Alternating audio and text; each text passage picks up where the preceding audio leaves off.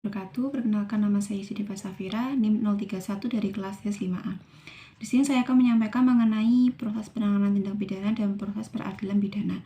Dalam proses penanganan pidana, tahapan pertama yaitu pemberian informasi, yang kedua adalah pengaduan. Pengaduan adalah pemberian informasi kepada lembaga berwenang untuk selanjutnya memproses hukum tindak pidana tersebut. Tahapan ketiga adalah penyidikan dan yang keempat adalah penyidikan. Selanjutnya adalah upaya paksa yang dilakukan penyidik yang terdiri dari 5 tahapan. Yang pertama yaitu penangkapan. Penangkapan dilakukan ketika tersangka atau terdakwa diduga keras sebagai pelaku tindak pidana oleh penyidik. Yang kedua adalah penahanan.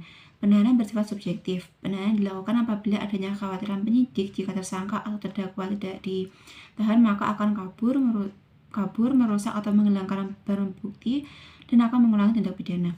Yang ketiga adalah penggeledahan. Yang keempat penyitaan. Penyitaan adalah tindakan penyidik mengambil alih benda bergerak atau tidak bergerak, berwujud atau tidak berwujud untuk kepentingan pembuktian. Dan yang kelima adalah pemeriksaan surat. Dilakukan penyidik atas isi pengadilan negeri untuk membuka, memeriksa, dan menyita surat yang dicurigai mempunyai hubungan dengan perkara pidana. Setelah upaya paksa, maka akan memasuki proses peradilan pidana, yaitu dimulai dengan pra-peradilan dan selanjutnya adalah restitusi, ganti rugi, dan penggabungan perkara. Pada proses peradilan dan restitusi ini berlangsung atas pengajuan yang diajukan tersangka atau terdakwa. Jadi, kedua tahapan ini tidak selalu ada pada tiap proses peradilan. Kemudian tahapan berikutnya adalah sidang. Terdiri dari 11 sidang. Yang pertama dakwaan, eksepsi, tanggapan, putusan sela, pembuktian penuntut umum, pembuktian penasihat umum, tuntutan, pledoi, replik, duplik, kemudian putusan.